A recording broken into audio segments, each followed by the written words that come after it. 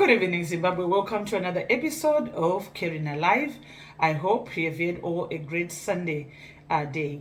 Welcome again to this episode as we are taking a look at what is happening in Zimbabwe. Like I said yesterday, I was going to update you on Jabulani Sibanda. We all know who Jabulani Sibanda is. Jabulani Sibanda claims to be a war veteran, but with this age, it doesn't tally. I myself, I strongly believe that he might have been a Mujiba, a young boy who used to spy until Banamkoma, but for his age to claim that he's a war veteran who took up arms is quite questionable. So what I'm here to say about Jabulani Sibanda is Jabulani Sibanda, we all know that he was the Ziganandas wanted to fire him from his position, and the war veterans, they had to stand in for him so that he can keep his position. But what is so disappointing and disheartening is the fact that Jabulani Sibanda cannot be loyal to the war veterans. Instead, Jabulani Sibanda is decided to side with the devil, Emmerson Dambudzo Mnangagwa. It has come to my attention, and I want to say it and to disclose it to the people of Zimbabwe, especially those in Matebele land, as we all know that Jabulani Sibanda lives in Bulawayo. It has come, the intelligence which has come is saying that Jabulani Sibanda has been training militias to be harassing people. These militias has been training them, lying that they were youth who are being oriented to take different positions in ZANU-PF. And these youth were trained around the Matopos areas. In those hills of the Matopos, that's where they've been doing, that's where their firing range have been set up in the Matopos hills. So Jabulani Sibanda has been recruiting young people across the nation, mostly from unsuspecting young ZANU-PF supporters who have been brainwashed to say they are being trained to get jobs. And it's all lies. There are no jobs which you are going to be used for. And I must say that you were recruited in deception by Jabulani Sibanda. Jabulani Sibanda is trying to defend what Emmerson Dambudzo Mnangagwa has given him, the car and the $100,000. And now I am challenging you all young people who have been training in the Matopos youth to say that you all are aware of your situations, your parents' situations. Your parents are struggling. They can't afford, maybe some of you come from very deprived areas, because that is the criteria they've been using. You come from very deprived areas whereby you have been promised that they will give financial support to your families. They will send your siblings to school and everything. And they'll give you houses and cars. I want to tell you the truth that there is nothing of that sort which will ever come. And today, as I am highlighting this and telling the people of Zimbabwe, this is the situation we face ourselves with. Jabulani Sibanda has decided to take the role of the butcher so that he prepares these young people who he has lied to say that they are being trained, as ZANU-PF will be appointing them. Some they've been told that they'll be working as security guys in the mines across Zimbabwe, and this is a lie. They've been training in the Matopos hills. That is where their firing range was set up. And then they were, I think some of you have seen them. I think it was in Keta with a group, some of the youth. And those are some of the graduates from that Matopos militia range. So, Jabulani Sibanda, I just want to tell you that we are pretty much aware of your what you are doing, of your evil deeds. We are pretty much aware that you've been recruiting these young people in deception, lying to them. You want to endanger other people's children to protect your loot whilst your children are at home. So now hear me very, very well. You Jabulani Sibanda. It is unfortunate that I was looking for some of your messages you used to send to me about Emerson Mnangagwa, because I wanted to expose you, Jabulani Sibanda, who the devil you are. You used to send me your messages on my WhatsApp, and you used to refer to me ma. At one time I was even surprised how an old person, an elderly person like you would refer to me like ma, even if it's respect. You can't refer to me as ma. I'm not the age to be referred to you like your mother. You used to send me your messages, and you cannot deny this. You used to send messages, you Jabulani Sibanda, messages against Emerson Mnangagwa. But you know what? I knew who you are, and I never used to say anything. You used to send all the meetings. Sometimes you say you are going to pre-cap, you are going to do this. I used to just read. At one time, you even called me to say when I was coming to Zimbabwe, because you really wanted to meet me, because Emerson Mnangagwa is a very, very foolish man.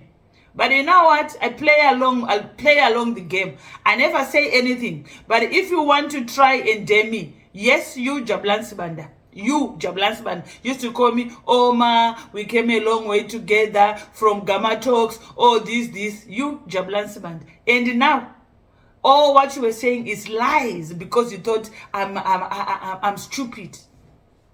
You used to come and gossip in my inbox on WhatsApp about Emerson Mnangagwa. Yet you know that you are a desperate person. You are being used. The war veterans stood with you, and now you've turned against the war veterans. So I just want to tell you to say stop. And the people of Bulawayo know that Jabulani Sibanda, you're one of your own people, Jabulani Sibanda, has decided to defend the evil regime of Emerson Mnangagwa by training your children to be militias, to be like Boko Haram of Zimbabwe.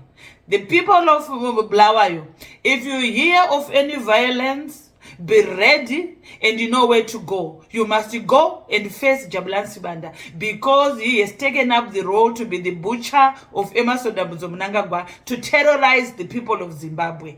And Jabulani Sibanda, if any violence is going to happen in Zimbabwe, the people of Zimbabwe must come to your house, deal with your family and yourself. Zimbabwe belongs to everyone. It does not belong to Shigananda or Emerson Mnangagwa. It does not belong to yourself simply because you are a beneficiary of the evil regime. You can drive your car and keep that 100,000, but do not think you can use violence upon the people of Zimbabwe. So my dear people, in Matebeleland, in Bulawayo, be careful. No, one of the enemies amongst us is Jabulani Sibanda. And we all have seen a letter which has been going around. I don't know some of you whether you have seen it, whereby there are Politburo members from Bulawayo, which is Matebeleland. I've seen the names for Comrade Richard Ndlovu, a very senior politician. We have seen also Mama Stembi Sonyoni. We have also seen Obet Mpofu, and these are very senior people, even in ZANU-PF, even to this Jabulani Sibanda. And this is the same Jabulani Sibanda who has told Shigananda to say that these three names I've mentioned, Comrade Richard Ndlovu, Mama Stembi Sonyoni, and Obet Mpofu, they are on Chiwenga's camp, so they must be fired from ZANU-PF, and they must be fired from Politburo, and they must be stripped of their farms, of whatever benefits they've been getting through the government or through ZANU-PF. So the people of Matebeleland, your number one enemy right now, who is anchoring Emerson Mnangagwa, who is willing to distract any of your comrades from Matebeleland, is Jabulani Sibanda. I've given this information. You know what to do with that. Jabulani Sibanda is the sellout from Matebeleland.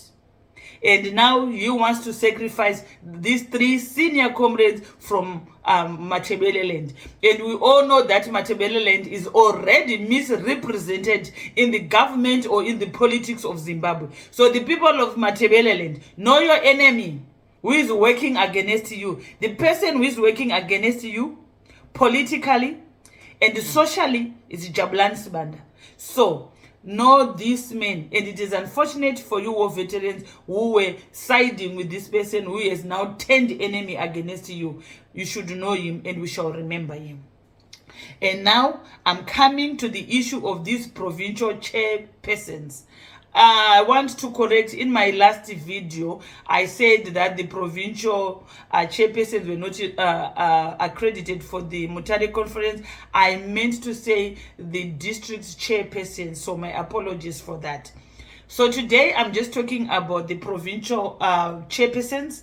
We know in Marsh East we've got Daniel Garwe, who has even given himself another title to say he is the chairperson of all chairpersons. And Daniel Garwe is the one who is so arrogant to say that there is Vision 2030.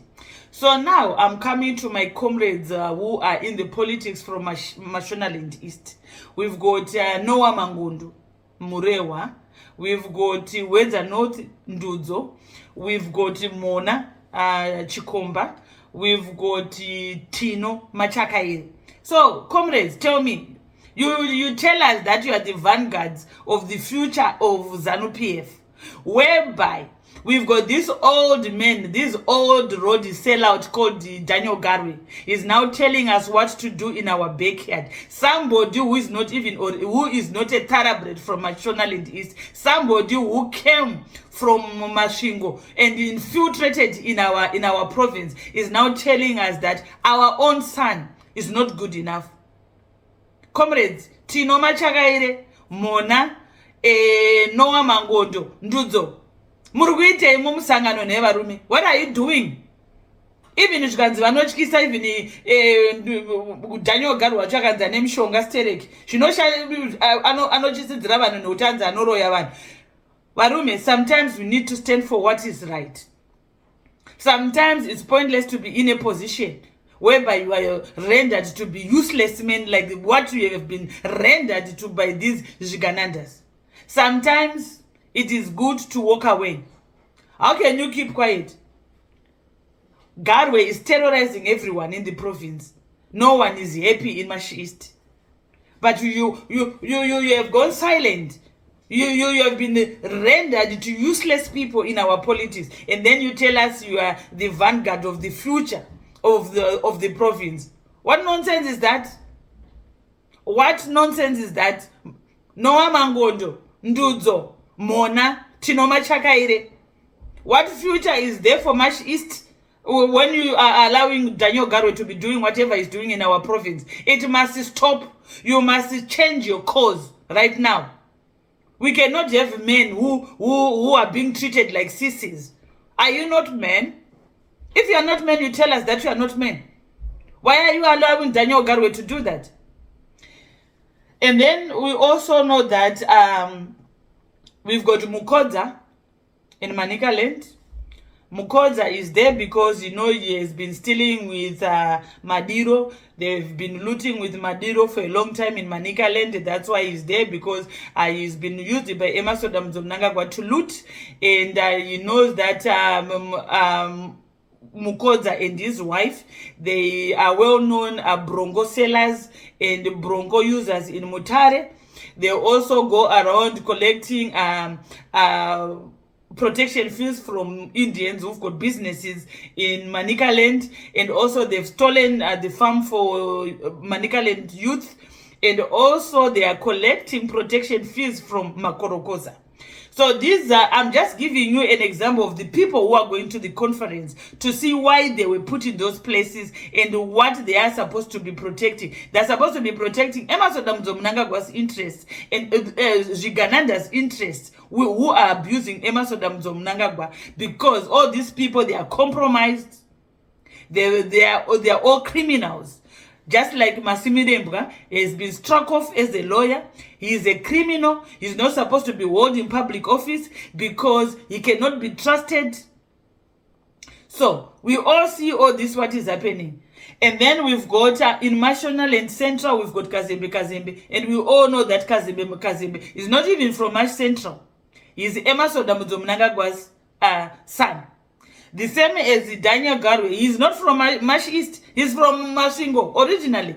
The same as Mary Muliswa Mteranjanji from Mumbra, and then settled in Shurugwi, and he was placed as a chairperson in Mash West to protect the Zigananda's interests. So, and then we also have Jabulani Sibanda, the butcher, the new recruited butcher of Zimbabwe in Matopos land. We've got Jabulani Sibanda. He's being used to do all these evils, so he can't go against his masters to protect their cars and the 100,000s they've been given. We also have Sumangaliso Ndlovu, a looter in the current government under Emerson Mnangagwa. Masimire Mboyoto, who told another one, Mavenyengwe, defending Chanachava Tete. These are the 10 provinces and their provincial chairpersons. And these people, they are not going to stand for an ordinary Zimbabwean or ordinary ZANU-PF card-holding member from cell level. These people, they are going to misrepresent the interests of the party. There was no even any consultation which was done with ZANU-PF grassroots about this ED 2030 agenda.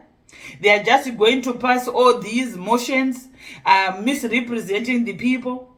So we are all eyes open and we want to see what they are up to.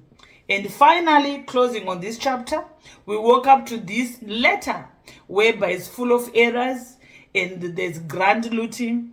And what is interesting is that Wanachi's name, legal practice, is there, Tendaibiti. And some people are saying that it's a fake letter. They did it intentionally so that they will cause confusion amongst the public. And they are testing how far it goes. And if Tendaibiti has been looting with them and they've had a wind that Tendaibiti might be trying to do something, then it's a way of trying to intimidate Tendaibiti. And up to now, it is not like Biti. Wanachi has failed to give us a statement or anything about that letter. So we are all eyes open, but that is the level of grand looting which is happening in Zimbabwe right now. So my dear people, I love you so much. We should continue praying for our nation. We cannot carry on like this as a people. Life must go on. People need jobs. Our healthcare has failed. People need cheap housing. And the children also need to go to school and get jobs after their education. So we need a new direction in Zimbabwe. So I'm kindly reminding you of the march on the 17th of October 2025. Some people say, oh, comrade sister, you are in London, you are not on the ground. I'm doing my part. I'm doing my part. I'm not the one who doesn't have electricity or water or who is not getting a good health care. I'm okay here. My life is okay here. I can decide not to speak. Because now what is happening in Zimbabwe, it's affecting me because I am in diaspora. I don't want to be here. Because if things were fully functioning in Zimbabwe, I would be home. That's why I am speaking. I'm doing my part. So don't come and tell me to say, oh, you are not on the ground. I am doing more than I can. Most people on the ground, you are just content with the situation. Not because you want to be content with the situation, but you are scared. But I am trying my best to speak. So you play your part. Make sure on the 17th of October 2025, you participate in that march. It is for all our best interests and to move the nation forward. So thank you once again for joining in this episode of Carrying a Life. We'll catch on another episode. Good night.